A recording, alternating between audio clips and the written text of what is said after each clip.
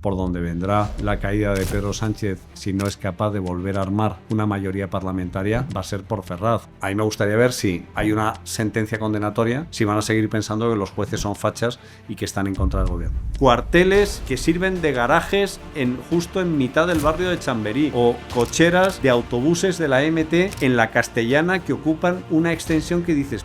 ¿Cuántas viviendas cabrían aquí, por Dios? Porque en el fondo no deja de haber una cierta sociología caudillista, ¿no? Que sigue presente el franquismo en distintas modalidades, ¿no? La decisión que ha tomado por lo menos el Partido Popular en buena parte es dejar que Sánchez se queme.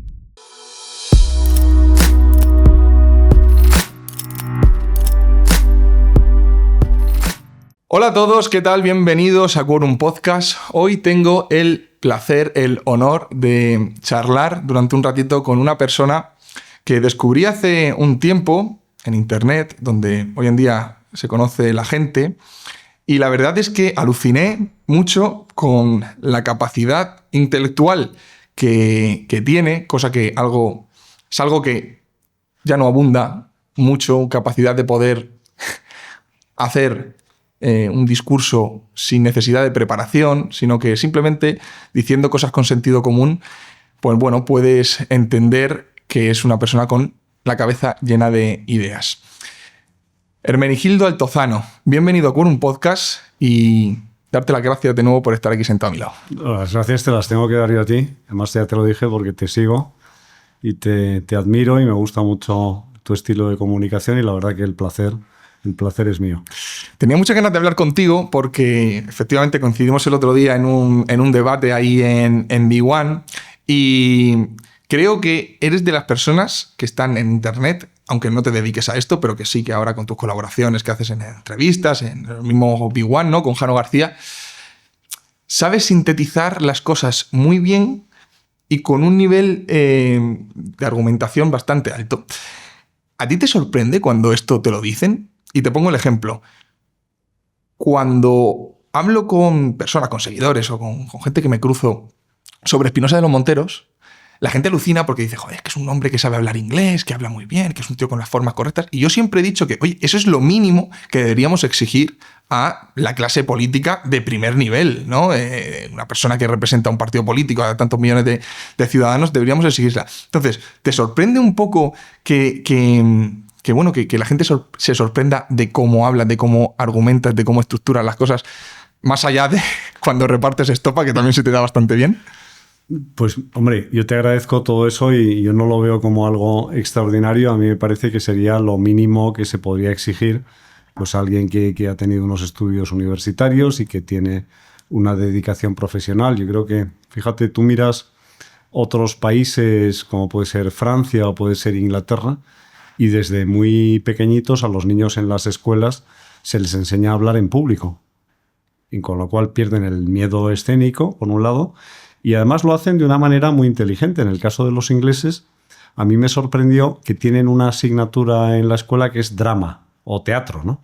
Entonces, bueno, pues están acostumbrados a actuar frente a un público, a representar un papel, a articular bien la pronunciación de las palabras, a modular adecuadamente el ritmo de las frases. Y entonces yo creo que, debería ser lo normal. Yo no me siento, de verdad te lo digo, ni extraordinario ni nada. He tenido pues una educación en un colegio, después fui a la Complutense, estudié la carrera, me gusta mucho leer, es lo que más me gusta con diferencia, y a partir de ahí creo que no hay ningún mérito, ¿no? Simplemente es dedicación y echarle horas al estudio de las cosas. Eso que dices de la nula capacidad que están teniendo los jóvenes españoles, no es que lo digas, pero entiendo que estás de acuerdo conmigo, a la hora de expresarse, a la hora de comunicar, a la hora de poder hablar en público. Yo estudio ingeniería, yo soy ingeniero y fíjate, me dedico al marketing y comunico, no tiene nada que ver. De hecho, de ingenieros puedo ser lo mismo que eres tú.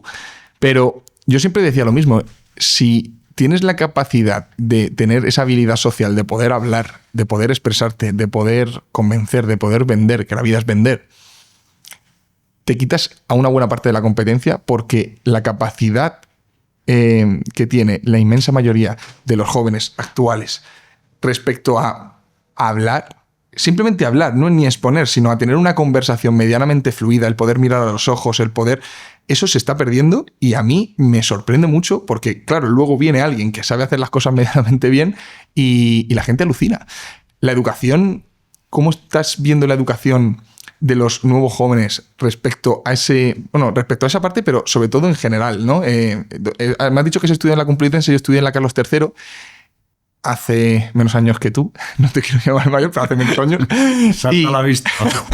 Y a mi modo de ver, es lamentable en general. Y creo que eso se refleja no solamente en la clase política, sino en todos los aspectos de la vida. Mira, yo me he encontrado con gente joven extraordinaria, con unas capacidades que a mí me sorprenden. Hay gente muy bien preparada. Es decir, yo creo que hay una especie como de divorcio.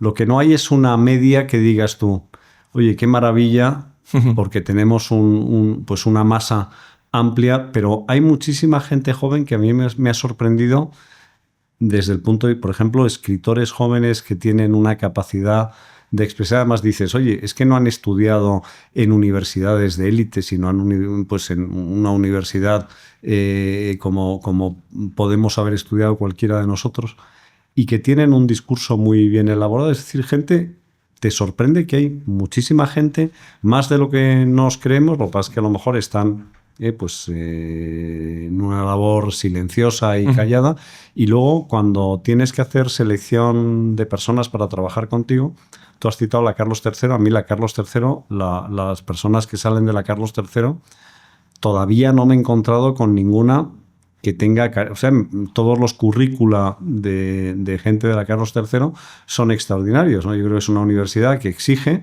es una universidad que tiene unos niveles de calidad en la enseñanza muy elevados, y eso se nota. Yo creo que el problema está en el discurso de la mediocridad, ¿no? Cuando conviertes la mediocridad en una especie de regla de aplicación general, y lo tienes en que, pobrecitos los niños, no les vayamos a crear un trauma con los suspensos, que vayan pasando de curso, que en fin, que eso le estás haciendo polvo a esas generaciones, porque estás penalizando el esfuerzo y estás creando la imagen de que la igualdad significa que nadie pueda destacar. Y eso es erróneo, porque un país, para que progrese, tiene que tener élites. Y élite no significa tener apellidos compuestos, o haber nacido en el barrio de Salamanca, o haber tenido una educación en ABC, que también. Pero lo que tendríamos que plantearnos es, oye, ¿por qué no copiamos un sistema universitario como el británico, donde se aplica estrictamente el principio de mérito y capacidad, y en las mejores universidades estudian los que tienen las mejores calificaciones y no los que tienen los mejores apellidos? ¿Por qué no avanzamos en el verdadero sentido de la igualdad de oportunidades, creando esas condiciones de tal manera que nadie, por su mérito y su capacidad, deje de tener la oportunidad de acceder al lugar de los mejores? Ojalá que tuviéramos muchos mejores. Ojalá que tuviéramos una élite amplia, pero lo que hay que empezar por lo menos es por no penalizar a la élite que ya tenemos. Yo siempre he sostenido que no todo el mundo debe ir a la universidad. Por supuesto.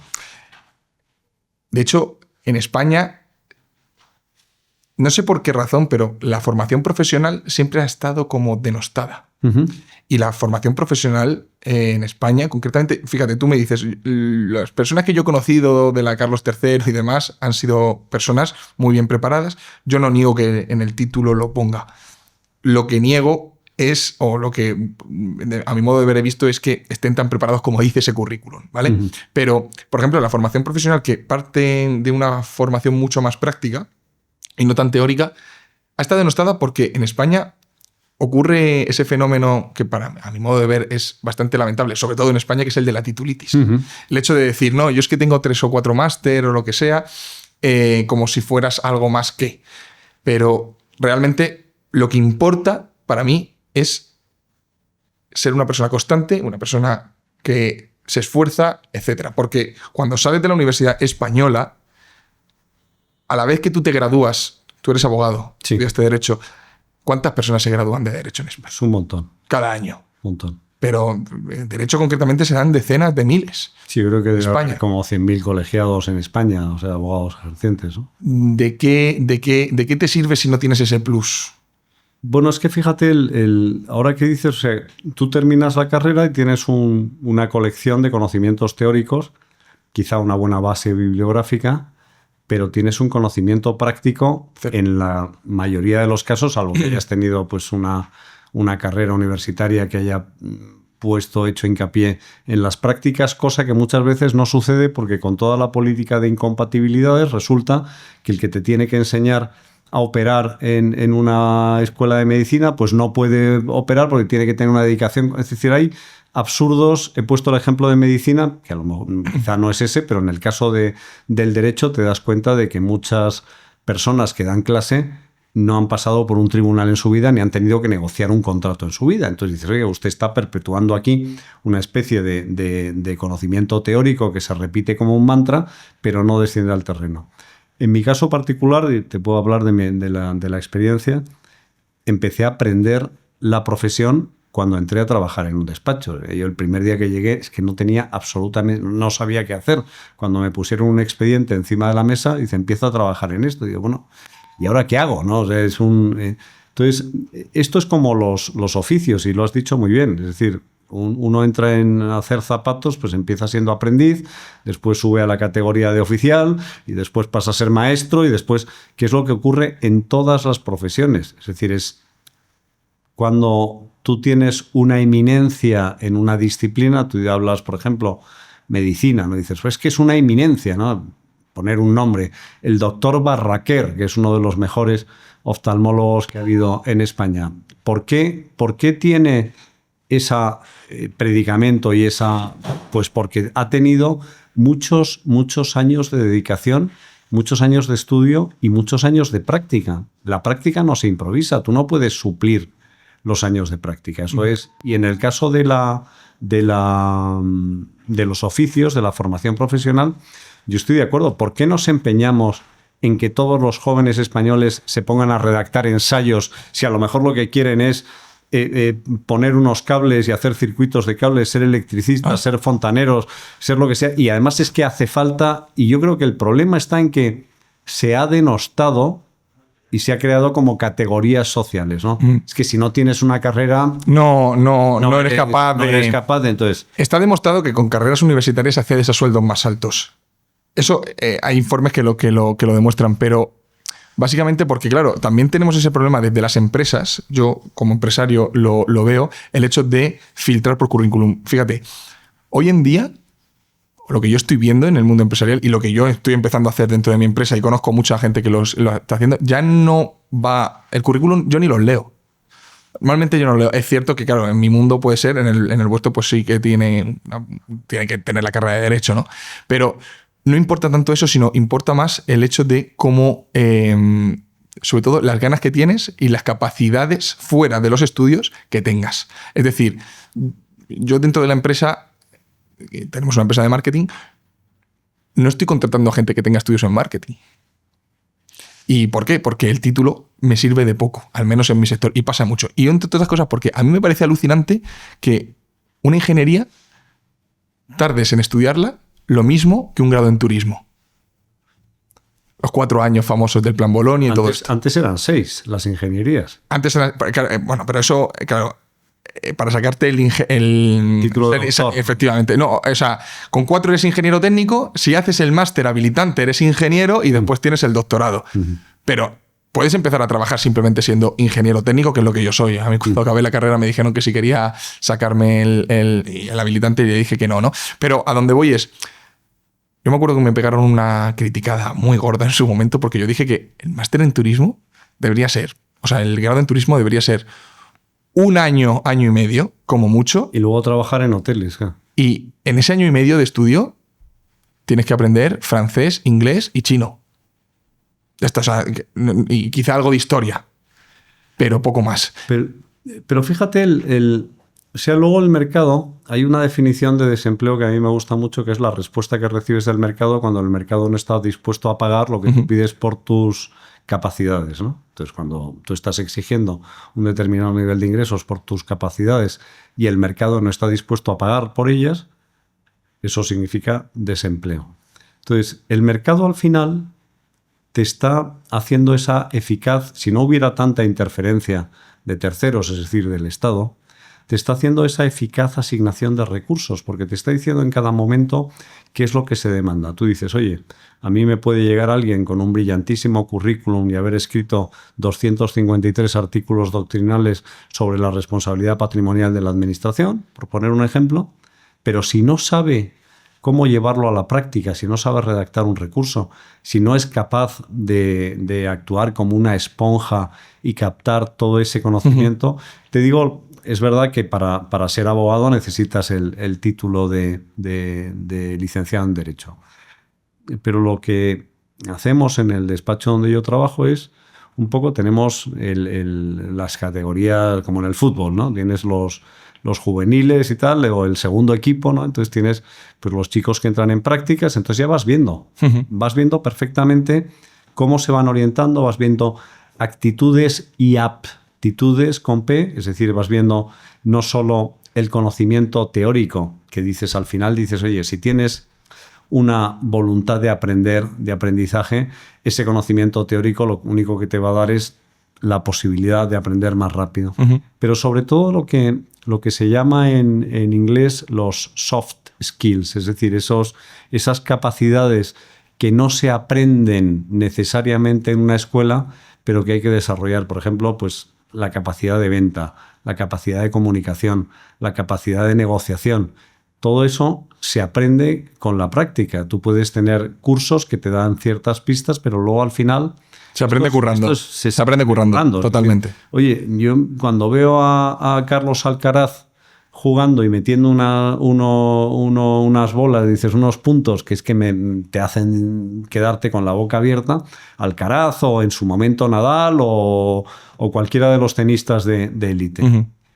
Es que lo que hay detrás de entrenamiento, de aburrimiento, porque claro, a ti hay días que te gusta jugar al tenis, pero es que hay días que no te gusta y te sientes torpe y estás con los músculos agarrotados y arrastras una... Entonces, eso al final es que no hay otra receta, que es dedicación, dedicación y dedicación.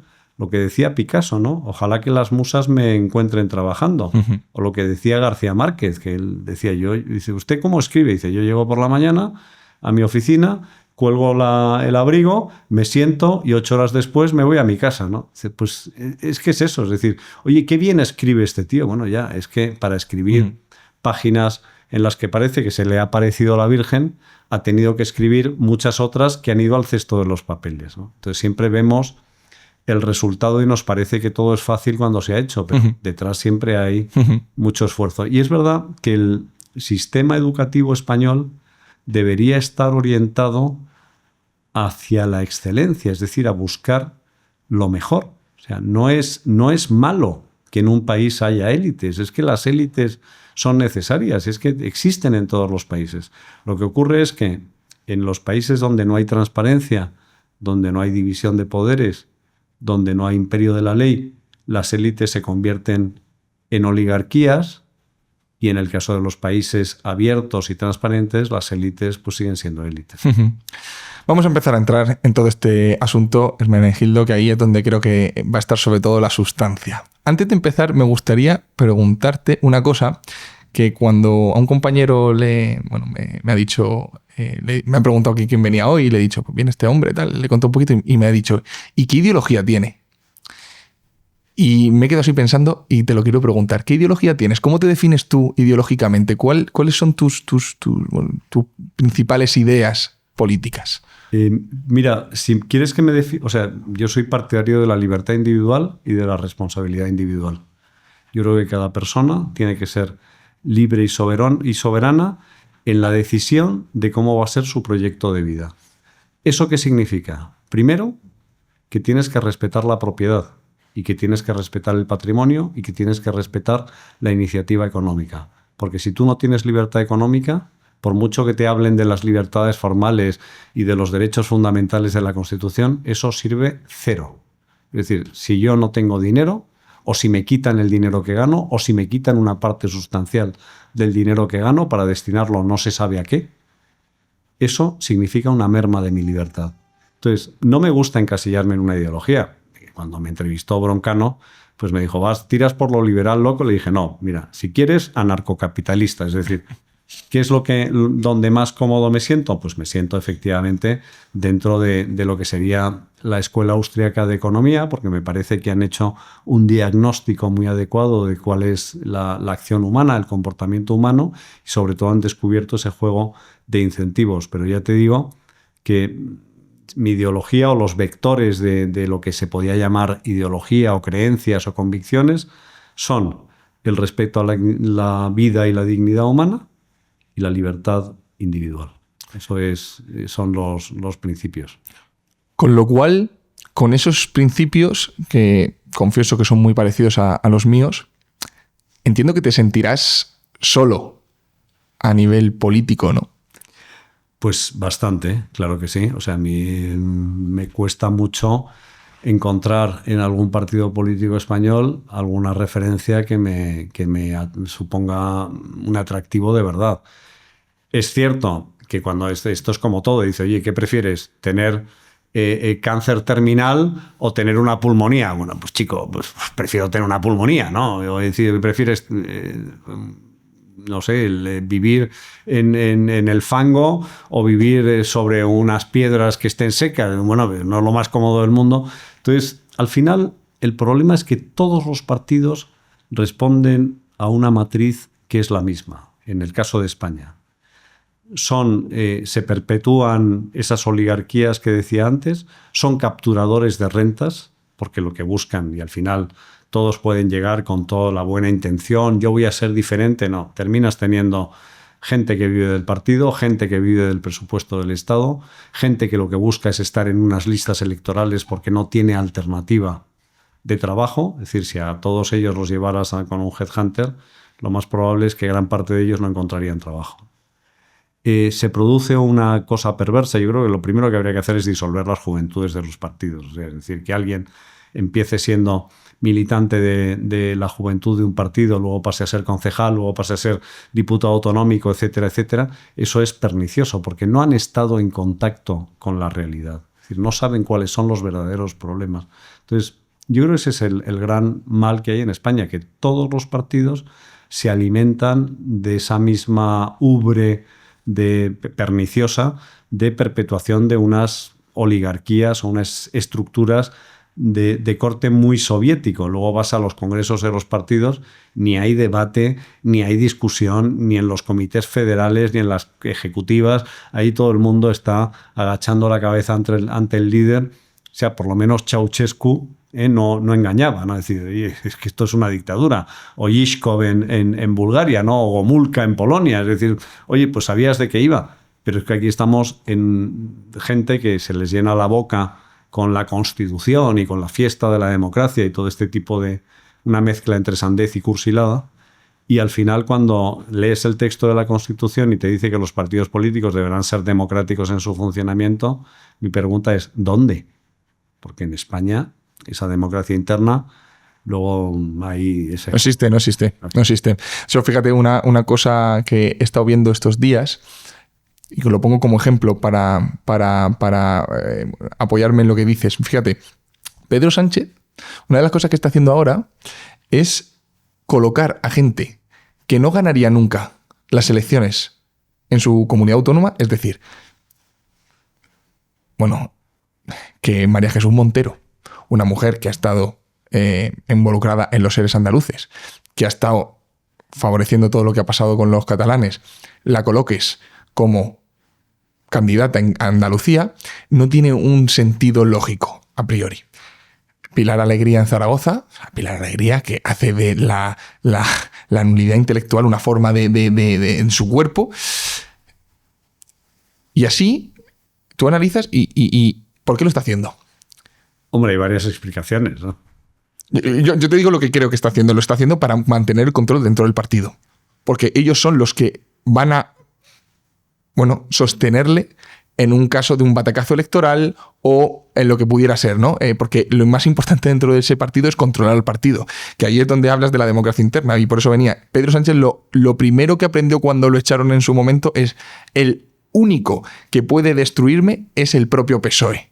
La PSOE es la única capaz de acabar conmigo. Y eso lo hemos vivido en todos lados, como ha pasado en el PP aquí con Casado y con Ayuso. Es que además fuera del partido, fuera del aparato del partido, no eres nada.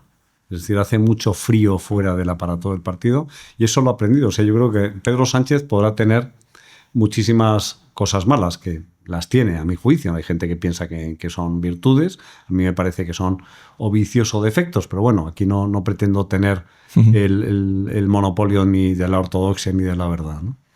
Pero lo que sí hay que reconocer son dos cosas: es su capacidad de resistencia y su habilidad política. Es decir, yo creo que es un animal político que tiene una, como dicen ahora los cursis, una resiliencia a prueba de bomba. Yo añadiría, fíjate, abriría otro melón posible en la interpretación, que es el del principio de Peter, ¿no? Que es el famoso arabesco lateral. Es decir, cuando tú quieres prescindir de alguien, oye, yo no sé cómo quitarme de encima a María Jesús Montero, quiero hacer una renovación, ¿qué es lo que hago? La quemo, me la quito de encima, la pongo al frente de Andalucía y la quemo para siempre. Es decir, si yo quiero prescindir de alguien, lo presento o la presento a unas elecciones como candidato o candidata donde sé que tienen muy pocas posibilidades de triunfar. Entonces, es verdad que consigues el control del aparato del partido, pero también el aparato del partido lo estamos viendo en Extremadura. Se ha rebelado contra el candidato nombrado, es decir, ahí tienes un problema. Entonces, es cierto, yo creo que lo que más le preocupa es Ferraz, y también te digo por dónde vendrá la caída de Pedro Sánchez si no es capaz de volver a armar una mayoría parlamentaria, va a ser por Ferraz. O sea, la misma noche, si no gana las elecciones, en que pierda esas elecciones, llamándole perder a no gobernar, porque las perdió frente al Partido Popular, pero ganar las elecciones sin mayoría no sirve para nada. Si pierde, si no es capaz de conformar esa mayoría, de donde van a venir las cuchilladas no es de fuera, seguramente será de dentro. Es de dentro, sí. El ejemplo también con lo de colocar candidatos, ahora que me venía a la cabeza, es Óscar López en Madrid. Es decir, una persona que no va a ganar en Madrid en su vida. Lo quemas, estoy de acuerdo que lo puedes quemar, pero ojo que quemar al candidato allí también te puede generar un problema de que, oye, de que no vas a tener representación dentro de tu partido. O sea, yo creo que para mí Pedro Sánchez lo que busca es el control. Eso es lo primero que debe hacer, porque luego ya veremos, pero sin el control absoluto de su partido, sobre todo también por todas las movidas que tienen que saber toda esta gente, porque Óscar López se sabe que estuvo intentando conseguir información privilegiada dentro de... Quiero decir, son ratas que se intentan acuchillar entre ellos y al final es la única manera de que Pedro Sánchez caiga. Pero es que si te fijas, o sea, a mí me resulta curioso porque Pedro Sánchez se ha ido quitando de encima gente de una manera consecutiva, ¿no? Es decir, ¿quién era la estrella económica de Pedro? Nadie. Calviño, fuera. Teresa Rivera, fuera. Es decir, al final tú dices, no, es que está en el BEI. Sí, estupendo. O sea, muy bien, ganando un sueldo bastante interesante, sin pagar impuestos o con una tributación baja, con cierta... te rozas con gente interesante, en el caso de los comisarios europeos también, pero dejas de tocar poder real dentro de España. Y estás quitando gente que te puede ser en un momento determinado, te puede hacer sombra o te puede molestar o lo que sea, ¿no? Es decir, y manejas eso como si fueran peones, ¿no? Te lo compro, pero a mí hay una de las cosas que me sorprende de Pedro Sánchez y es cómo ha conseguido que gente con cierta reputación la queme de una manera absoluta, y te puedo poner dos ejemplos. Fernando Grande Marlaska, Escrivá, eran perfiles que dentro de lo que cabe, tenían una cierta reputación. De hecho, Escrivá era el intelectual dentro del PSOE, Marlaska venía de ser un juez que había hecho grandes cosas en España y ha tenido la capacidad de que gente porque los mediocres como Pilar Alegría lo puedes entender, pero gente con un nombre importante se quemen absolutamente por él. Y a mí eso es lo que me fascina. La gente con la que he hablado, que ha conocido a Pedro Sánchez o ha tratado con Pedro Sánchez, me dice que es una persona que si se sentara aquí ahora mismo con nosotros, Hermenegildo, de verdad que nos daría ganas de ir a tomarnos una cerveza con él y a escucharle y a hablar con él, porque es una persona, es un psicópata, creo que tiene ese rasgo claro, ¿no? Pero que es una persona que te envuelve y a mí me tiene fascinado. Conoces bien a Jano García. Jano García no está en la misma posición que tú y que yo en esa parte, de que es un animal político. Piensan que es un cutre, un macarra, que también lo es, ¿no? Pero, de verdad, ese hombre tiene algo que le permite estar donde está, pese a todo lo que ocurre. Bueno, él tiene, o sea, indudablemente tiene su público. O sea, es decir, a él le pasa una cosa que es muy característica de las personas que tienen carisma. ¿Te podrá gustar o no te podrá gustar? Es como si dices, oye, ¿Stalin tenía carisma o no tenía carisma? Bueno, te podrá gustar o no, pero o Mao Zedong, ¿no? Pues es que hizo cosas, sí, ya, pero ese liderazgo y carisma lo tenía, igual que lo tuvo Adolfo Hitler, que fue capaz de arrastrar a masas de alemanes a ese suicidio colectivo. O sea, Pedro Sánchez tiene su público incondicional. Yo lo veo cuando entras en X, da igual. O sea, esto le van a perdonar cualquier cosa. O sea, es decir, es que hay gente... Tú piensas que España está muy polarizada. Entonces, lo que percibimos como el gran Leviatán y el enemigo, o la hidra de las 7 cabezas, todo lo que tú quieras, hay personas que lo ven como el gran salvador, como el líder verdadero que hace falta. O sea, yo veo los ditirambos que escriben algunos periodistas a los que yo tuve respeto en algún momento y lo que están diciendo ahora de Pedro Sánchez, digo, joder, es que se parece a lo que cantaba Víctor Manuel de Franco en su momento, ¿no? O sea, es que dices, son cosas que vamos, le falta prácticamente ponerse de rodillas, sí, besarle los pies. Y besarle los pies, ir todos en procesión a la Moncloa cantando alabanzas a Pedro Sánchez, ¿no? Entonces, yo creo que en España tenemos un problema que es que yo creo que todavía sociológico, eso no pasa en los países de Centro Europa. Los países de Centro Europa, te estoy hablando de los de ahora, no estoy hablando de la historia, la percepción que hay de los líderes es de servidores públicos. Es decir, tú vas a Inglaterra, preguntas por Starmer, y pues un tío que está aquí se puede ir igual que Liz Truss en su momento, igual que Boris Johnson, igual que Tony Blair. Uh-huh. Oye, pues sí, es el que está en este momento, pero no, yo no tengo esa percepción de que sea un tío que esté por... Aquí en España tendemos a crear esa especie de imágenes como... Porque en el fondo no deja de haber una cierta sociología caudillista, ¿no? Por mucho que le pese a la gente, es verdad que sigue presente el franquismo en distintas modalidades, ¿no? Porque al final tú estás viendo aquí no hay una democracia perfecta ni muchísimo menos. ¿Por qué? Pues porque la división de poderes y los pesos y los contrapesos pues no son los que son, y porque hay un manejo obsceno del presupuesto público, hay un gasto exagerado, no hay esa limitación que pudiera ser mucho más efectiva en otros países, no hay independencia de los medios. Oye, en Inglaterra el director de la BBC, recuerdo, tuvo una diferencia muy sustancial con Tony Blair, la dilucidaron en los tribunales, ganó el director de la BBC y siguió como director de la BBC. Hubo un ministro de Asuntos Exteriores, Jack Straw, que discrepó de Tony Blair en una cuestión, presentó su dimisión y siguió como miembro del Parlamento, porque tienes un sistema de elección unipersonal. Te eligen a ti, no eligen a una candidatura de un partido en la que tú estás metido. Entonces yo creo que todo eso contribuye. Y en el caso de Pedro Sánchez, indudablemente, oye, en un país tan dado a la creación de mitos y de líderes y de dirigentes y de conducators, pues tienes uno que realmente pues es un tío que tiene su público. Sobre todo porque ha sabido entender bien la naturaleza de la sociedad española. Perfectamente, la ha leído perfectamente. Ha medido bien la temperatura y ha sabido que en el momento en el que está y en su situación actual, sabe lo que tiene que hacer. Otro que la leyó muy bien en su momento fue José María Aznar. Y en cambio, a mí me da la impresión de que Alberto Núñez Feijóo no tiene esa capacidad de lectura que tenía en su momento José María Aznar.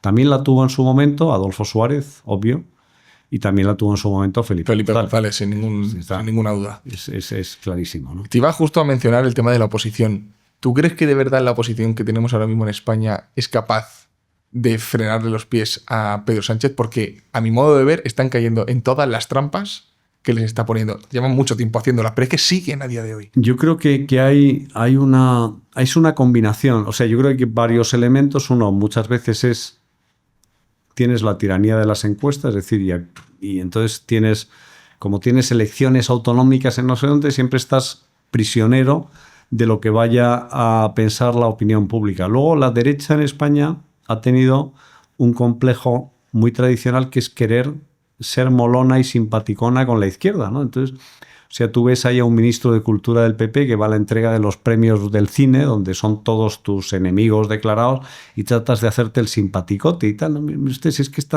esta gente no va a estar a tu favor nunca. Entonces, olvídate de tratar de captar votos por la izquierda, ¿no? Porque es que eso te está provocando que te están yendo votos por el Totalmente, otro. y además que no es sostenible en el largo plazo. No, porque eso es decir, en un país maduro y tal, pues y donde se produjera esa confluencia hacia el centro y tal, pues aquí daría igual votar con matices, ¿no? Pues a los centristas de izquierda o centristas de derecha.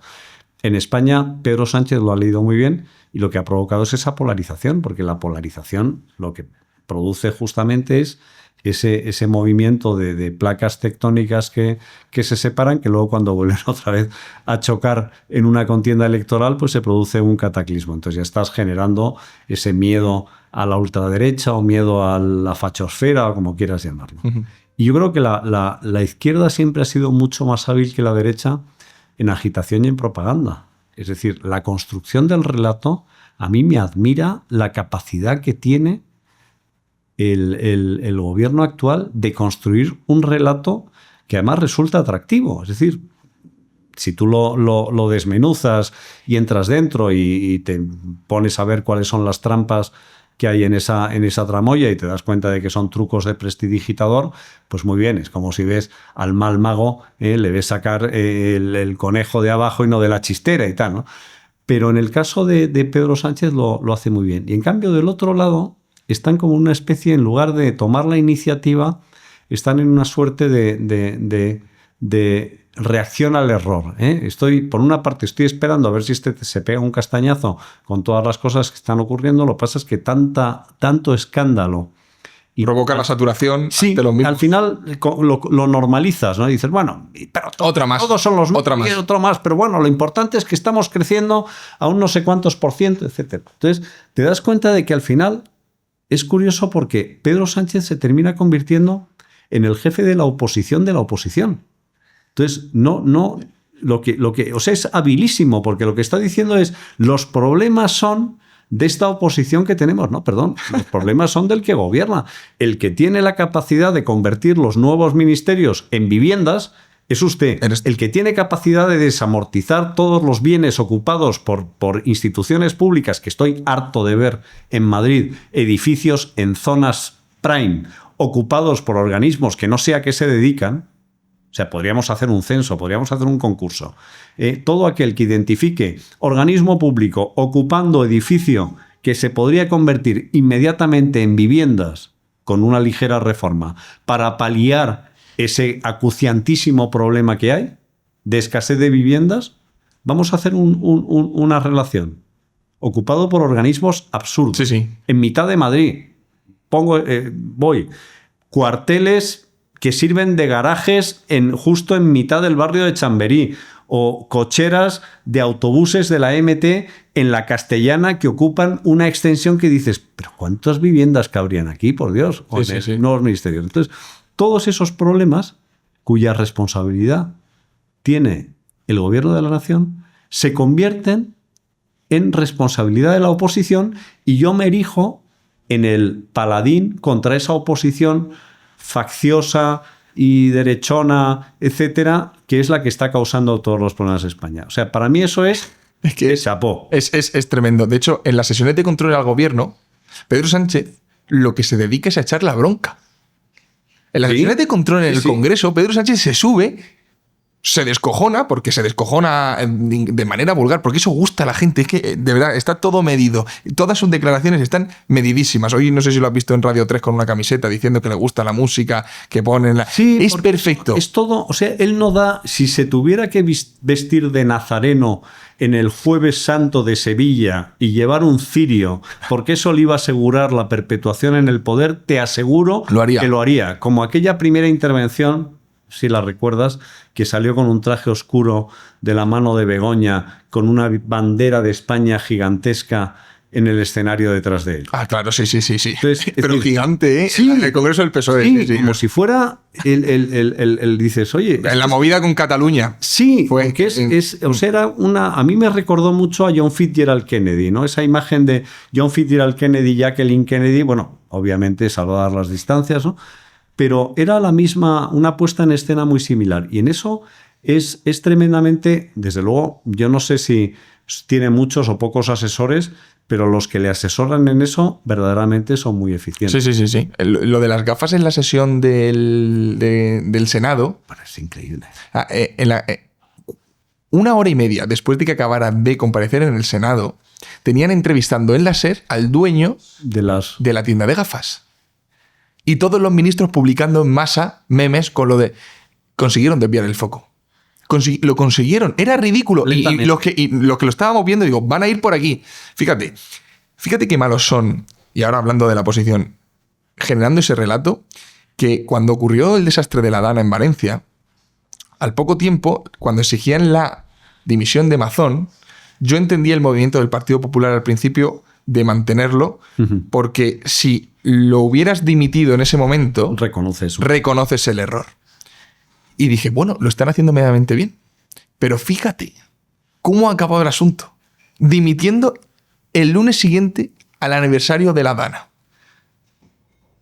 Una dimisión que no era ni suficiente, porque el día que dimitía, por la tarde ya tenías convocado una manifestación. Porque no les valía lo suficiente. No saben manejar el relato. Y con esto, que lo están haciendo ahora,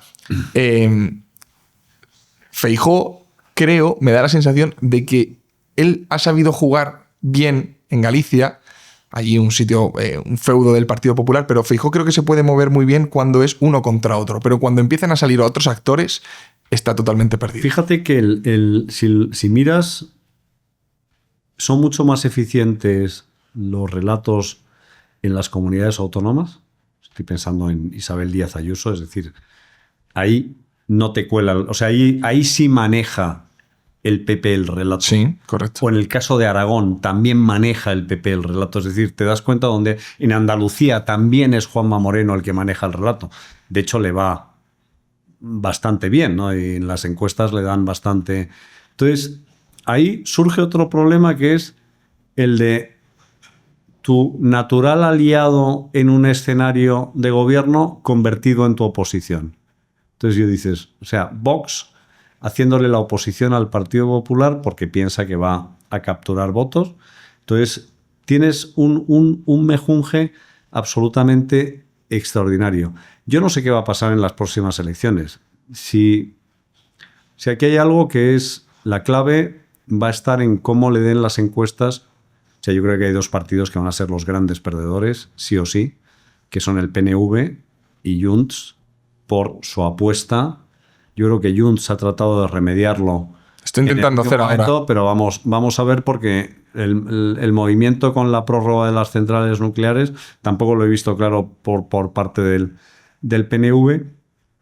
Pero bueno, parece que Junts está tratando de recolocarse ahora, porque si no sabe que le va a comer la tostada Orriols. Eso es evidente, es decir, con un discurso. Sí, pero ahí juegan con un poco de ventaja porque parece ser que Orriols no se va a presentar a las generales.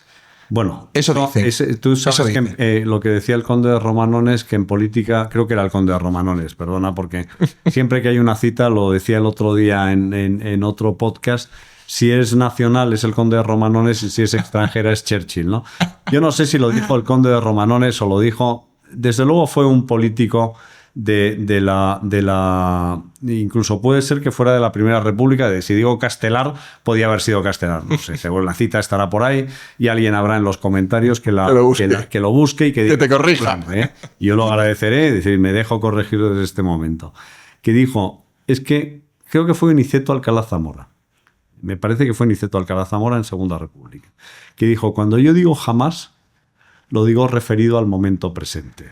Entonces, muy buena. Claro, es que muy buena. En política hay que pensar que en política hoy es este momento presente y nunca es una palabra que no existe. Entonces, que Silvia Orriols no se vaya a presentar a las generales porque no va a cooperar con la legitimación de un gobierno extranjero, bla, bla, bla, bla, bla, bla.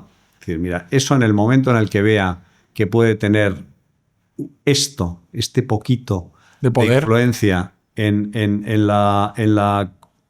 cómo se van a conformar determinadas políticas, te aseguro que no va a tener esa oportunidad.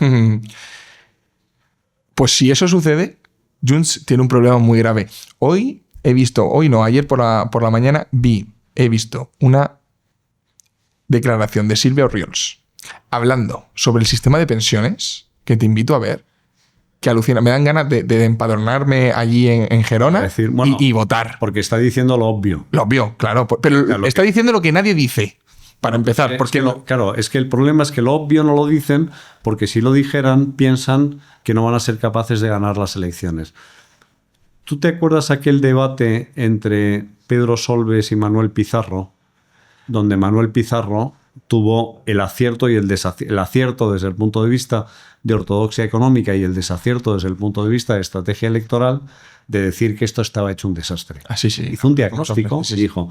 Entonces, la gente no quiere oír malas noticias, la gente quiere seguir viviendo la fiesta de Alicia en el País de las Maravillas o en los mundos de Yuppie, donde es que hay gente de verdad que ha estudiado carrera universitaria que piensa que se puede generar dinero imprimiendo dinero, o que el Banco Central Europeo tiene una capacidad ilimitada, o que el presupuesto puede obrar la magia de que se paguen las pensiones para siempre. Entonces, esto es un problema de cálculo actuarial, es un problema de hacer números muy básicos. Si una minoría cada vez más reducida de la población tiene que sostener a una mayoría cada vez más amplia de la población, ¿qué es lo que va a pasar? Se rompe el castillo de naipe. Se va a romper, porque si tú aprietas mucho al que está contribuyendo, te va a decir, ¿sabe usted lo que le digo? Que usted se queda ahí, porque yo ya estoy harto de dedicar más de la mitad de mi vida laboral a trabajar para usted, sin recibir nada a cambio, porque además esta es otra. Tú sabes que tus pensiones, tus contribuciones de hoy no van a servir para pagar tu pensión mañana.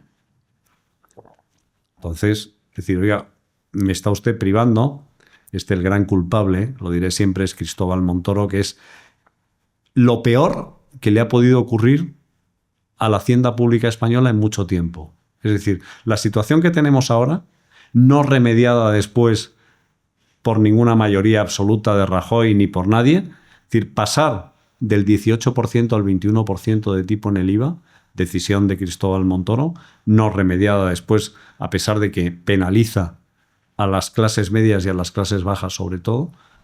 Eso es culpa de Cristóbal Montoro. El otro día estuvo aquí en el podcast Juan Bravo Baena, que puede ser el futuro ministro de Hacienda, ya veríamos. Y se lo dije muy claramente. Digo, fue el ladrón del reino. Fue un tío que reventó a las empresas y encima, fíjate, hablas de cosas concretas de como la subida del IVA, bueno, el gobierno de Rajoy prometiendo que iba a bajar los impuestos, en el primer Consejo de Ministros subió 7 puntos el IRPF. Lo peor de todo es que el tío se ufanó diciendo, he sorprendido a la izquierda, como si fuera una... Yo ayer lo veía en el hormiguero y me pongo enfermo con este partido, con todo lo que ha hecho, ¿no? Pero fíjate, con todo esto, con todo lo que está ocurriendo con el tema de las pensiones, con lo que hablabas, el problema que teníamos de que nadie hablaba del asunto empieza a hablarse. Muy caro. Empieza a hablarse porque es evidente. Y aquí es donde es fundamental ganar el relato, porque lo que está ocurriendo es que hay algunos, más a la derecha, que lo que te están diciendo que es el dinero va a salir de eliminar chiringuitos y por el otro lado el dinero va a salir de traer inmigrantes. Pero lo que no hemos logrado es hablar sobre que el problema es el sistema en sí, ya no solamente a nivel numérico, sino a nivel moral. Es inmoral que alguien reciba más de lo que ha contribuido porque ese más sale del bolsillo de alguien que está trabajando. Es decir, tú dile a un joven que accede a su primer puesto de trabajo, cuando vea su nómina y vea lo que le pagan en bruto y lo que recibe en neto, luego te llegarán estos iluminados de turno que te hablan de ¿y quién paga los trasplantes? Y este tipo de cosas, ¿no? Y es el mantra de, mira, los trasplantes, vamos a terminar de una puñetera vez con el debate, los trasplantes, lo que cuestan al año en España son 400 millones de euros. Eso se paga cerrando Televisión Española o cerrando cualquier chiringuito que tengas. Entonces no me cuente usted lo de los trasplantes ni lo de la sanidad para justificar los impuestos. El problema lo tenemos con las pensiones. Y lo tenemos con un sistema donde justamente tú estás haciendo crecer la percepción de algo por lo que no has contribuido. Es decir, si tú estuvieras en un cálculo actuarial o estuvieras en un plan privado de pensiones, dices, ¿por qué no dejas a la gente que ese dinero lo destine a un plan de pensiones privado desde hoy? Ya haces un corte, decir, mire usted, el sistema cambia a partir de septiembre de no sé qué y capitalizo, los nuevos trabajadores van a contribuir a un plan, haces un régimen transitorio. Yo entiendo que ya, es decir, tienes señoras o señores o personas que ya no están en condiciones de reincorporarse al mercado laboral, que han ajustado su conducta económica a un marco determinado y a unos ingresos determinados y que eso es muy difícil, pero si puedes empezar a poner remedio hoy. Claro. Deja de decir lo van a pagar los inmigrantes. Y a los inmigrantes, ¿qué pasa? ¿Que los estás estafando diciéndole venga usted aquí a pagar pensiones porque usted no las va a cobrar en su vida? ¿Eso te parece moral también? Como en el flujo de caja funciona al principio y me aporta claro, muy, crece el PIB, como todo esquema de Ponzi. Efectivamente, claro. Un Ponzi total que al principio funciona todo cojonudo, ¿no? Entonces si ahora metes a 3 millones de personas, como dice el Ministerio de Migraciones, o que con 3 millones se soluciona el problema. Claro, se soluciona ahora. No, es que no se va a solucionar, porque es que, vamos a ver, se va a solucionar si tú le dices a esos 3 millones de personas, decir, mire usted es idiota. Va a ser estafado. Va a ser estafado, le voy a revivir una forma moderna de esclavitud que va a consistir en que usted va a trabajar para otro sin cobrar y sin percibir nada. Entonces, oye, a lo mejor hay gente que lo compra y dice, con tal de venir aquí, pero es que no va a ser no va a ser el caso.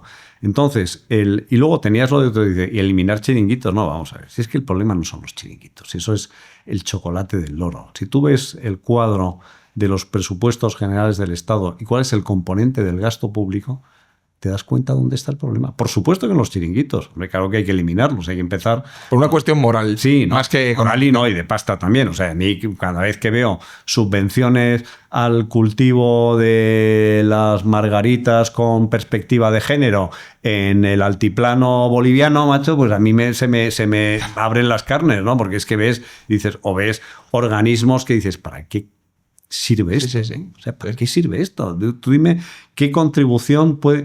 O cosas que llevas años diciendo, decir, ¿qué pinta el Estado gestionando hoteles? O sea, ¿qué hace usted con los paradores? ¿No? Dice, no, es que es estímulo de la economía de la zona. Y digo, bueno, ¿y yo qué culpa tengo? O sea, quiero decir, ¿por qué hay que estimular por la vía de un hotel en el que, si la gente quiere ir, ya irá? Y si hay muchísimas casas rurales y hoteles rurales. Oye, el otro día se casó celebró la boda, ¿no? La hija de Antonio Banderas en la abadía Retuerta, que está en mitad de ningún sitio. Es decir, es una viña. Eso es privado, eso funciona, eso tiene ingresos, fíjate, o la finca Cortesín, por poner un ejemplo de un hotel de lujo ahí en mitad del campo. ¿Qué hace usted con los paradores? Privatícelos, ciérrelos, y si la gente del pueblo quiere seguir gestionándolo, pues haga usted una venta, entregue la propiedad a los trabajadores, privatice, entregue unos vouchers o bonos de privatización, como se han hecho en muchos países, y que se lleve adelante. ¿Pero por qué tiene que asumir esa carga? ¿Qué pinta la televisión española? Empezamos... Es que los chiringuitos... Bueno, porque eso sí que es evidente porque es una máquina de propagandística para el político de turno. Sí, pero ¿por qué? Pero no con mi dinero. O sea, con mi dinero no. Es decir, yo creo que la gente tiene que empezar a darse cuenta de que con su dinero no, de que todo ese dinero no le vuelve. Es mentira eso de que tus impuestos vuelven. No, tus impuestos se van y se van a pagar las francachelas y las juergas de unos señores que están ahora mismo en unas causas judiciales. Se van a pagar el fraude de los seres, se van a pagar un montón de cosas, la Gürtel, lo que tú quieras. Es decir, me da igual, si es que yo no tengo un problema de señalar a un sinvergüenza porque sea de ideología A o de ideología B. Tengo esa libertad, tengo esa suerte de no estar aquí constreñido por una disciplina de partido. No hay cosa más liberatoria que no depender Totalmente, de nadie, ¿no? Totalmente. Yo lanzaría un mensaje para quien me esté viendo de Vox, fundamentalmente. Y es, ellos empezaron con un discurso relacionado con las pensiones, a mi modo de ver, acertado, porque por lo menos empezaron a abrir el melón. Pero en cuanto han visto lo que tú decías antes, en cuanto tocas poder, te das cuenta de... Es que es lo mismo, es que da igual. Pero el debate, Hermenegildo, va a suceder. Y para mí la clave es saber cómo trasladárselo a la gente de una manera atractiva. Es decir, ese discurso, esa propaganda que se puede hacer con el tema de las pensiones, o sea, va a suceder, es una cosa que va a suceder y quien lo lidere y quien sepa... Mira, lo tengo aquí, vuelvo a hablar con Juan Bravo. Sacaron un cartelito y le dieron mucha caña al tema de los autónomos. Que yo le apreté porque yo le dije que en 2023, en el nuevo régimen de cotización de autónomos que nos reventó a todos los que somos autónomos, nos hizo polvo, ellos lo votaron. Sí, sí. Y me puso excusas que, por cierto, ya le dije que no me valían. Pero bueno, ahora claro, ahora están en la oposición, tienen que ganar votos y están sacando una nueva propuesta de autónomos que tiene buena pinta, sinceramente. Para lo que hay, tenía buena pinta. Joder, eso lo tienen que hacer con el tema de las pensiones. Me prometió que lo iba a hacer aquí, que iba a sacar un listado de tal. Quien se adueñe de ese discurso y sepa, joder, si Pedro Sánchez, vamos a poner el ejemplo, si la izquierda quisiera modificar el tema de las pensiones, estoy seguro de que lo conseguiría. Si Pedro Sánchez pusiera el foco en conseguir, lo conseguiría. Es que la tristeza o la tragedia es que sería el que mejor podría hacerlo. Totalmente. Totalmente. Estoy muy de acuerdo. Si él de verdad quisiera atajar ese... Porque además es que no le va a dar más votos el asunto, no le va a quitar votos. No le va a quitar, correcto. Y además lo haría de una forma y, oye, se perfumaría ya de... Por lo menos diría, oye, pues este ha tenido, por lo menos en esto, un cierto liderazgo y una cierta visión. Yo no tengo ninguna esperanza, pero bueno. Sí, yo tampoco. Fíjate, tirando hacia atrás en la historia, o sea, ¿cuándo se produce la verdadera revolución económica en Europa y en Estados Unidos? Con la llegada de Ronald Reagan y de Margaret Thatcher, es decir, los famosos Reaganomics, que partieron de la base de decir, voy a devolverle a la gente el dinero. Es decir, lo que decía Margaret Thatcher, el dinero donde mejor está es en el bolsillo de la gente. Ese discurso, en las primeras elecciones presidenciales de Estados Unidos, supuso que Ronald Reagan barrió en todos los estados. Únicamente porque tuvo cierta condescendencia con Walter Mondale, que era el candidato que se presentaba por el Partido Demócrata, dijo, oye, no hagamos mucha campaña en la circunscripción de este señor para que por lo menos pueda ganar en el estado donde ha nacido. Fue el único estado que ganó. El caso de Margaret Thatcher fue lo mismo, es decir, barrió completamente todas las políticas de M, por llamarlo de alguna manera, del que habían tenido los laboristas en el Reino Unido, que habían provocado un empobrecimiento de un país que había tenido una pujanza y una base industrial. Y luego el Reino Unido pues volvió a ser lo que era. Así es que está demostrado, cuando hay políticas que respetan la ortodoxia, las leyes económicas se cumplen sí o sí. Uh-huh. Es que, mire usted, no se puede gastar más de lo que tiene. No sé, si tú aumentas el gasto y tratas de aumentar el ingreso, al final vas a romper la gallina de los huevos de oro. En España nos fijamos mucho en el problema de los impuestos, pero yo creo que el problema está en el gasto. Es decir, El impuesto es un medio, no es un fin. Lo han convertido en un fin, porque también es un instrumento de control social. Cuanta menos libertad económica tenga alguien, menos libertad política y menos libertad individual va a tener y más fácil va a ser controlar a la gente. El estado de dependientes frente al estado de independientes. Pero el capítulo del gasto, es decir, yo lo que no entiendo es la oposición, ¿por qué no insiste más en la obligación de presentar presupuestos? ¿Por qué no presenta una moción de censura y hace que se retraten todos los partidos políticos? No, es que no la voy a ganar. Felipe González, cuando se la presentó a Adolfo Suárez, sabía que no la iba a ganar, pero se la presentó. Y luego eso le permitió barrer y sacar 200 diputados, 202, en las elecciones de 1982. Entonces, es decir, el modo de hacer política, yo creo que estamos en ese mantra de que en España no se ganan las elecciones, sino que alguien las pierde. Entonces, como alguien las va a perder, pues yo estoy ahí recogiendo. El Partido Popular nunca ha llegado al gobierno por mérito propio. Quizá sí, estoy de acuerdo, pero bueno, el Partido Popular yo te diría que prácticamente todos los partidos, ¿no? Al final Bueno, la segunda de Felipe, quiero decir... Bueno, pero eso es la inercia, ¿no? Es como la segunda de Aznar, que saca mayoría absoluta, gracias a la primera que tuvo, que había sido... Luego lo que pasa es que... Pero porque viene de desastres económicos y corrupción. Enloqueció en la segunda, y se dedicó pues a hacer bodas de Estado en el Escorial y lo de la guerra de Irak y tal. Bueno, mafiosadas. Se le fue la olla.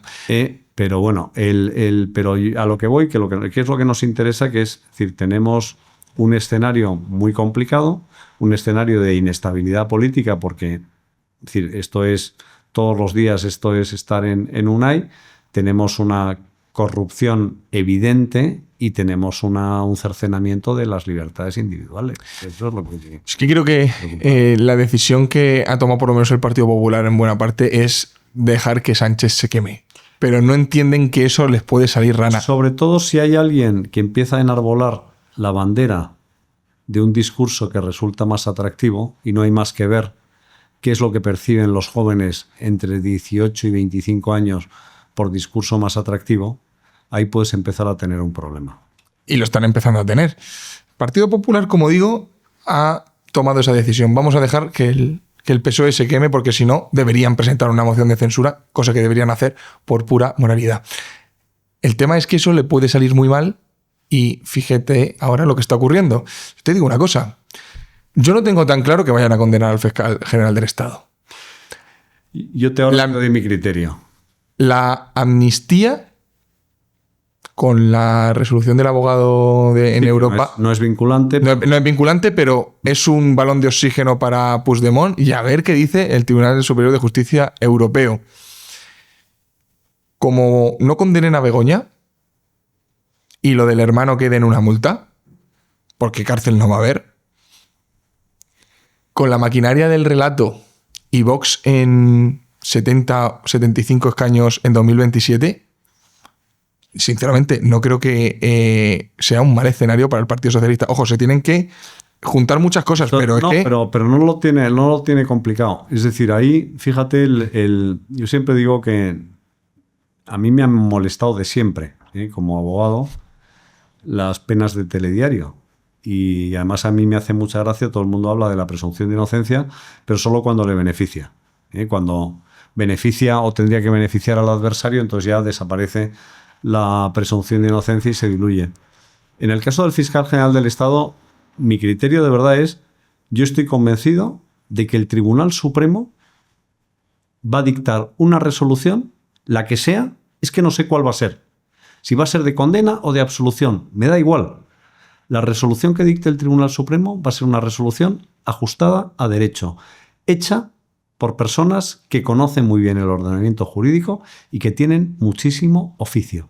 Y es mucho más importante preservar la independencia judicial y la independencia del Tribunal Supremo y dejar de hablar de que si los jueces son fachas, los jueces dejan de ser fachas, etcétera, etcétera. Eso hace muchísimo más daño que lo que pueda ser el resultado específico del caso del fiscal general del Estado, que tiene tanto derecho a la presunción de inocencia como cualquiera de nosotros.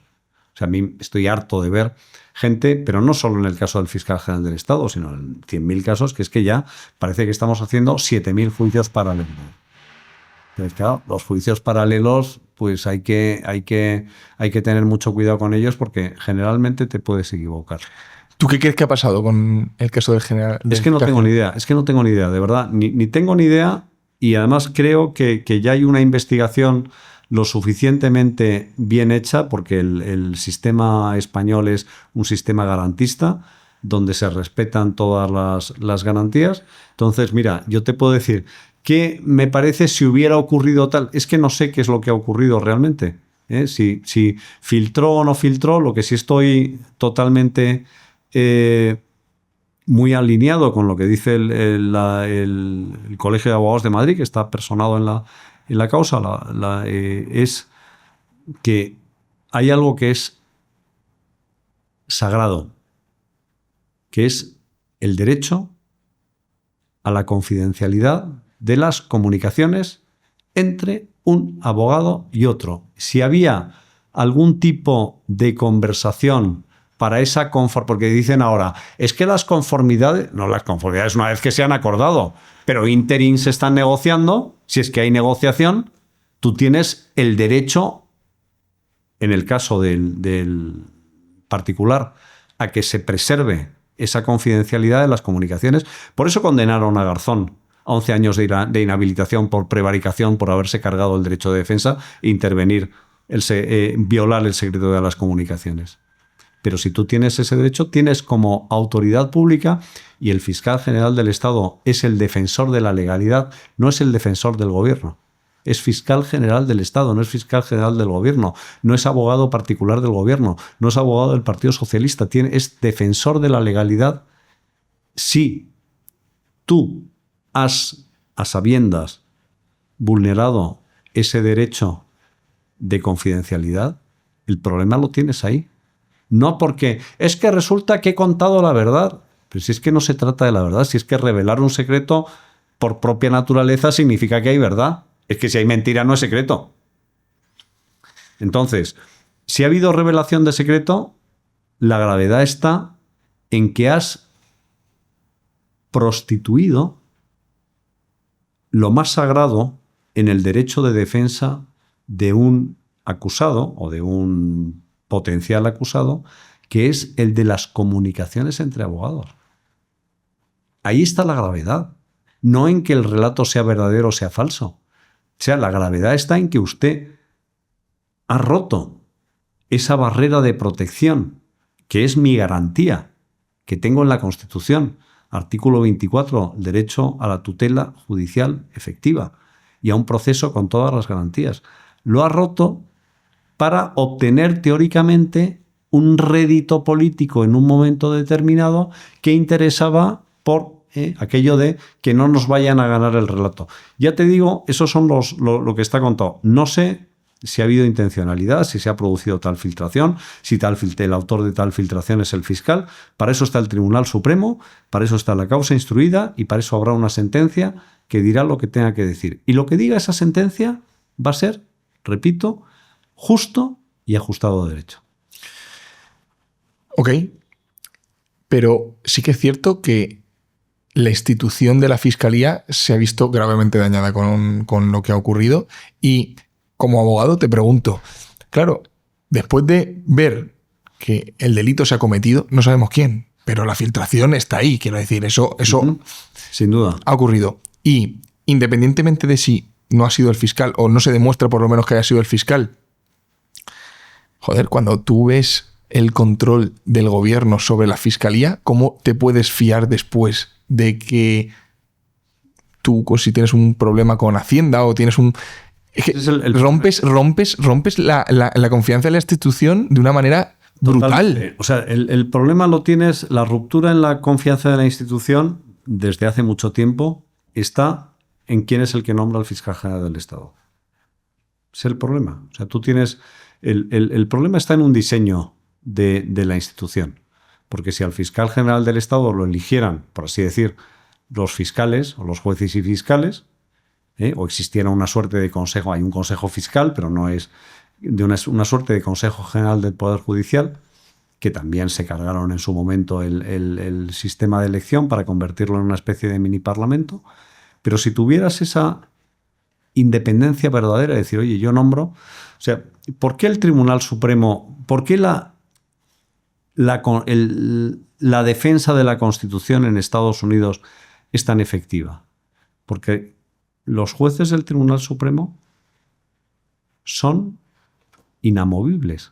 Es decir, a ti te nombran juez del Tribunal Supremo y lo único que interrumpe tu nombramiento como juez del Tribunal Supremo es la muerte. Con lo cual, a ti no te puede quitar nadie. ¿Qué significa eso? Que eres independiente. Si a ti, tú imagínate que mañana te dicen, hagas lo que hagas, hombre, te dedicas, yo qué sé, a abusar de niños o a perpetrar desfalcos por ahí, pues obviamente tienes responsabilidad penal. Pero digo, hagas lo que hagas en el ejercicio de tu profesión, no te va a pasar absolutamente nada. Tus decisiones se van a cumplir y nadie va a poder quitarte el puesto, ni te va a poder quitar el sueldo, ni te va a poder... Tu manera de actuación es completamente distinta. Si tú, imagínate que trabajas en una empresa y te dicen, oye, ten cuidado porque los accionistas te pueden quitar de aquí, eres el CEO, los accionistas te pueden echar, pero tú imagínate que tienes vía libre para actuar en el interés de la sociedad. Ese argumento es por el que yo defiendo que la jefatura del Estado dependa del rey, porque nadie lo puede quitar de en medio. Porque en teoría tienes incentivos para perpetuarte ahí, que tu hijo y que tu nieto sigan gobernando, o sea, sigan siendo jefes de Estado eternamente.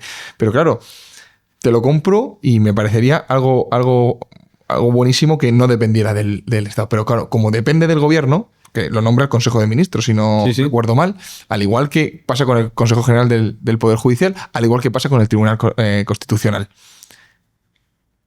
La política está en todo. Sí, con intervención del Parlamento. Sí, pero... efectivamente, con intervención del Parlamento, pero la política está en todo, muy presente ahí. Y claro, el problema es que, mira, si algo bueno ha hecho Pedro Sánchez en estos años, ha sido señalar concretamente dónde están los problemas de este país, a mi modo de ver. Lo ha destrozado, pero por lo menos ha saltado el problema que estamos teniendo con la independencia judicial. Tú como abogado, ¿cuáles son los pasos que habría que tomar para solucionar este problema? Porque tú entiendes un poquito cómo funciona la ley Bolaños que quieren implementar y cuáles son los pasos que se están dando para controlar la justicia, y salvo porque no tenemos control monetario, es que cada vez nos parecemos más a los países de los que nos reíamos hace 15 años. Es que de hecho o sea, los regímenes autoritarios se caracterizan por su voluntad de terminar con la independencia judicial y con la libertad de prensa. Tú te fijas, todos cumplen el mismo propósito. Aquí, ¿qué es lo que quieren? Es decir, yo quiero controlar la justicia. Pero eso es lo que les gustaría a todos, ¿eh? Porque posiblemente partidos de la oposición estén esperando ya a ver cuántos magistrados del Tribunal Constitucional les toca nombrar en la próxima, a ver si alteran el desequilibrio 7-4 que hay ahora y lo convierto en 4-7. Ese es el cálculo. O sea, en lugar de plantearse, decir, señores, vamos a hacer una reforma constitucional donde a los magistrados del Tribunal Constitucional se los elige de por vida, con carácter vitalicio, de tal manera que el que sea magistrado del Tribunal Constitucional va a ser magistrado del Tribunal Constitucional siempre. Y sabiendo eso, nos vamos a poner de acuerdo en encontrar a personas que verdaderamente sean juristas de reconocido prestigio, de reconocida competencia, y no cualquiera que tenga un título de abogado y más o menos tenga cierto carácter aseado a la hora de conocer el derecho, pues nos iría mucho mejor. Tendríamos ese sistema parecido o aproximado al Tribunal Supremo de Estados Unidos. A lo mejor dices, oye, ¿nos hace falta un Tribunal Constitucional? ¿Por qué no hacemos una sala de lo constitucional en el Tribunal Supremo? ¿Por qué no reforzamos la independencia judicial? Además, es que aquí te viene otra falacia, ¿no? Los jueces, o sea, ellos dicen que todos los jueces son fachas, porque dictan resoluciones que no te gustan. A mí me gustaría ver si hay una sentencia condenatoria, si van a seguir pensando que los jueces son fachas y que están en contra del gobierno.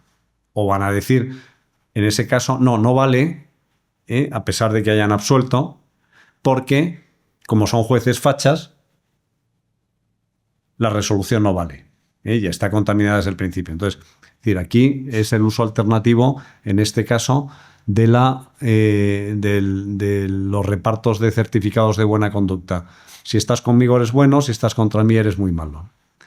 Entonces tú dices, oye, vamos a hacer un sistema donde verdaderamente protejamos la independencia judicial. Y te decía eso, dicen ellos, es que los jueces se perpetúan. Mentira podrida. Es decir, no hay más que ver las estadísticas de quiénes son los que acceden a la condición de juez y magistrado en España. O sea, la extracción social, lo dijo la presidenta del Tribunal Supremo, es gente de extracción social muchas veces de clase media, media baja, chicos, chicas que se han esforzado mucho durante la carrera, que han preparado la oposición. Es decir, ahí sí se respeta el principio del mérito y capacidad. Aquí no hay designaciones digitales de decir, voy a nombrar a mi hijo el heredero de la plaza de presidente de la Sala Tercera del Tribunal Supremo. En absoluto.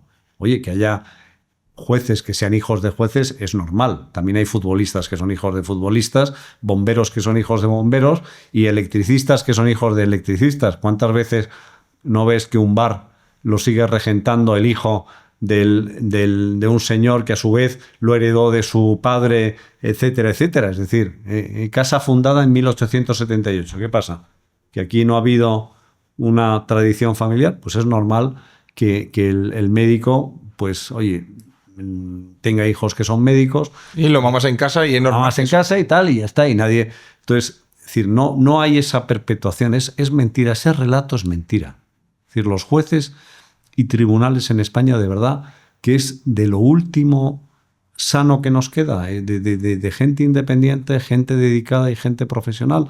Oye, podrás tener algunos, ocurre en todos los colectivos, ¿no? Que sean mejores, que sean peores, pero tienes un sistema que está tan bien diseñado desde hace mucho tiempo, porque esto lleva siglos, esto no es cosa que se les ocurriera a los de la Constitución, ¿no? Esto lleva mucho más tiempo, donde al final te llega un Tribunal Supremo en el que se sientan unos señores y unas señoras que conocen muy bien su profesión. No tienes más que ver cómo se comportaba Marchena llevando las audiencias del procés, ¿no? Del juicio por el procés, que era un auténtico maestro en lo que significa la aplicación de la norma. Y siempre me alucinó cómo, siendo el juicio más mediático que ha tenido España en los últimos años, el tío estaba como en su casa. Es que no se alteró, y es más, o sea, es que tú te dabas cuenta de todos los que se perfumaban de valientes. Este bobo, que era un agente de los Mossos, que decía que él no iba a reconocer.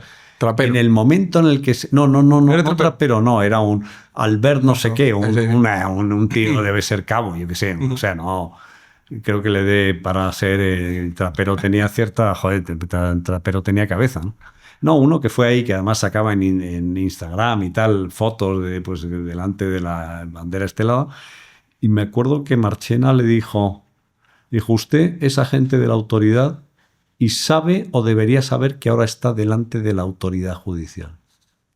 Se acabaron las coñas marineras de este buen hombre, ¿no? Porque al final, dices, tú te das cuenta... Tú sabes, aunque no sepas de algo, tú sabes quién es el que sabe y quién es el que no sabe. Tú escuchas hablar a alguien en un medio, aunque hable de física cuántica, y te das cuenta de si es un vendedor de crecepelos o si es alguien que conoce la materia. Uh-huh. Aunque no sé, dice, por lenguaje corporal, lenguaje gestual, la manera de articular, la forma en la que dice, oye, a lo mejor es un actor consumado e impostas que estás sabiendo un montón de algo de lo que no tienes ni idea.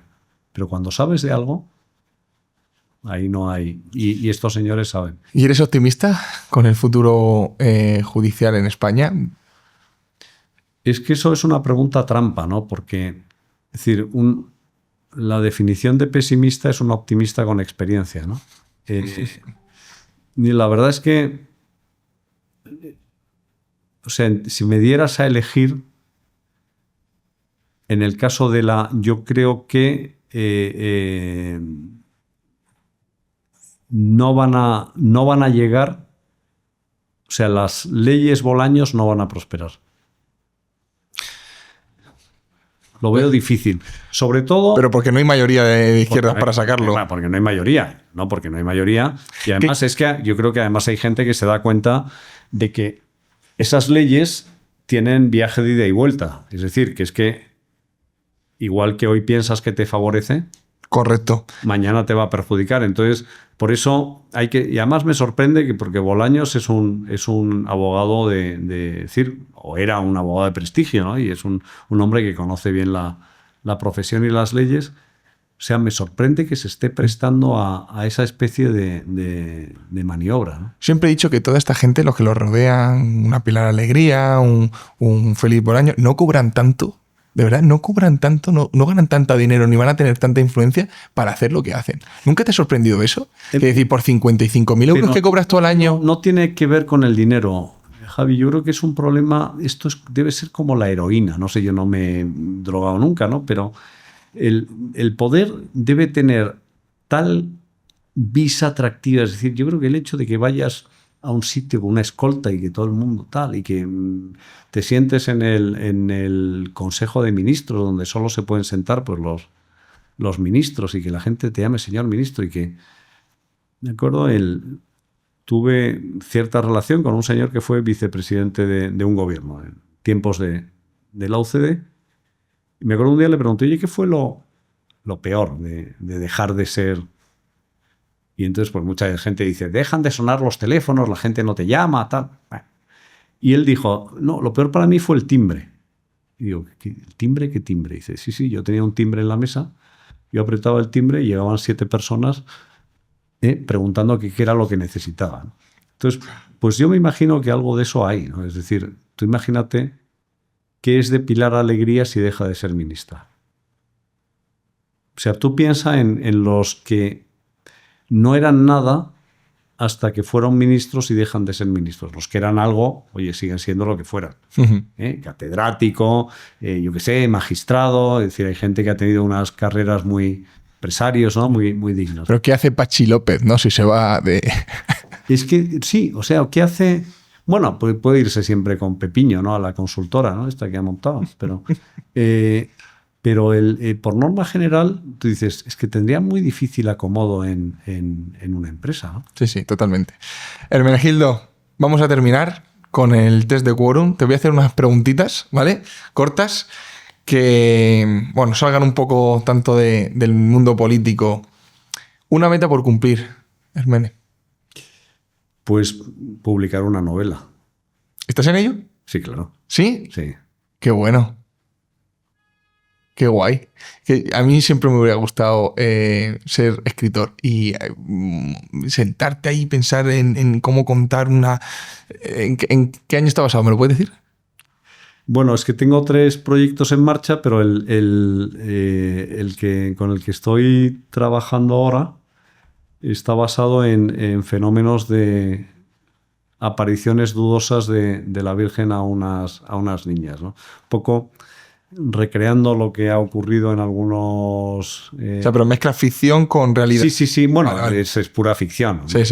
Toda la ficción se basa... en algo real. Esto no es aquello de las películas de basado en hechos reales. No. Es puro producto de imaginación, pero bueno, era un tema que siempre me había inquietado, ver cómo la gente le prestaba tanta reverencia a determinados fenómenos cuando tienes cosas mucho más extraordinarias todos los días. Qué guay. ¿Un libro que todo el mundo debería leer? Pues mira, El guardián entre el centeno. Entiendo que... Suelo preguntar si vives de alquiler o eres propietario. ¿Eres propietario?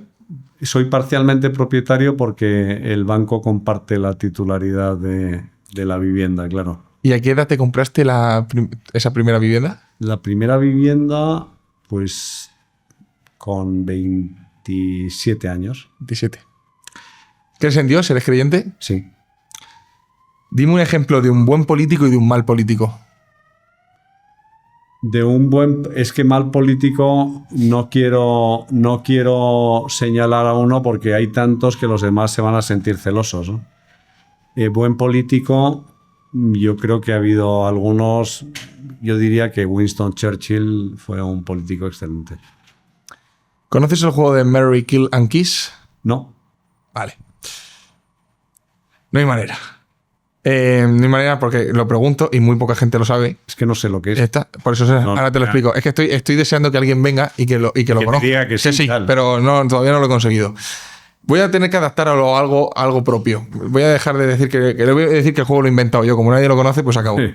Es un juego de rol muy sencillito en el que te voy a dar 3 personas y con una te casas, Mary, con otra le das un beso y con otra la matas. Ten en cuenta que es figuradamente. Es decir, podríamos relacionarlo... Como es a nivel político, te voy a poner a 3 políticos, pues a lo mejor es por tema de afinidad. Y no vale la abstención y no vale... A ver, no te voy a poner una pistola para que me contestes, con lo cual...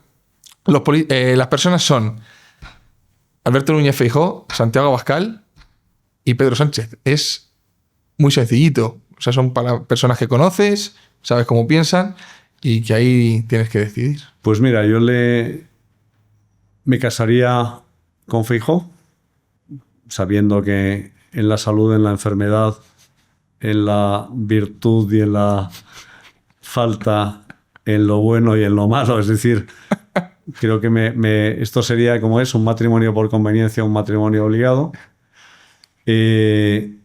Nunca mataría a nadie, ¿no? Pero obviamente pues Pedro Sánchez no es santo de mi devoción. Y luego, pues, el caso de Santiago Abascal no tiene mérito porque lo conozco desde antes que se dedicara a estas lides y pues es una persona a la que tengo aprecio personal, a pesar de que no concuerdo en el 100% ni en gran parte de algunos de sus postulados. A ver si lo convenzo para que venga aquí, macho, de una vez y podamos hablar. Lo voy a decir, tengo un muro con Vox.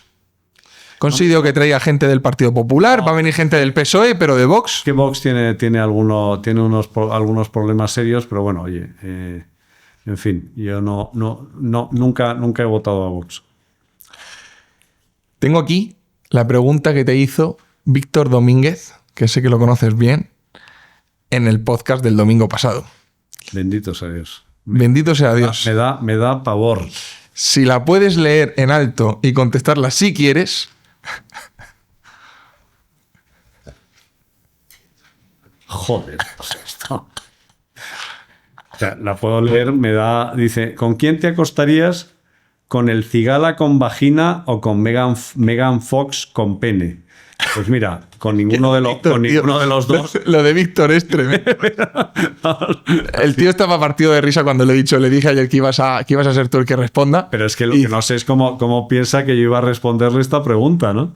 Porque tenía que haber sido... No sabía que era para ti. Él no sabía que era para ti. Tenía que ser un poquito más imaginativo. Sí. Víctor, eres un crack, pero aquí deberías haberte lo ocurrido un poco más. Te digo, el cigala me divierte mucho porque, de hecho, vi su última actuación antes de que tuviera el problema y suspendieron la siguiente, ¿no? Uh-huh. Fue ahí en el teatro, uno que hay en la calle Alcalá. El teatro, creo que es el teatro, es que no sé si me sale ahora Teatro Apolo o Teatro Alcalá, bueno, está en Alcalá, casi esquina con Goya. Y fue un concierto o un recital fantástico porque cantaba canciones mexicanas con esa voz desgarrada. Que tiene, sí. Se tomó 17 whiskies durante la actuación y tuvo un mariachi excepcional, ¿no? Y luego Megan Fox, es que la confundo, esta es... claro, es que esta no es de mi generación, ¿no? Pero tampoco de la mía. No, pero es que estoy pensando... La actriz americana... Es una rubita americana que hizo la de... a ver, enséñame la foto. Morena. Sí, es decir, si me dijeras, yo qué sé, Juliette Binoche o Kim Basinger, que son más o Boderek, ¿no? Que era la... Bueno, me contestas ahora después en privado y ya está. Pero bueno, no te aseguro que a mí las cosas raras yo soy muy pedestre. Te pido, porfi, que me hagas una predicción para el año que viene, algo que va a suceder en 2026, puede ser de cualquier aspecto, y una pregunta para el siguiente invitado. Y si puede ser de no carácter sexual, pues sería mejor. Ya a partir de ahora lo habéis... 2026. 2026. ¿Qué va a ocurrir en 2026? Es una cosa absolutamente maravillosa. Esto lo vas a leer ahora, ¿no? No. Esto lo voy a leer todos el año que viene en un evento presencial cuando cierre la temporada y os retrataré a todos a ver quién acerta y quién no. Esto lo leo yo, pero no lo lee nadie No más. tiene mucho mérito, pero Se puede complicar, ¿eh? sí, bueno, claro que Se puede complicar. se puede complicar, pero bueno, ahí está mi predicción. Vale. Y esto lo otro Una pregunta para el siguiente invitado y no sabes quién es. Luego probablemente te diga quién es. una pregunta pero para el tú no puedes saber. invitado dice.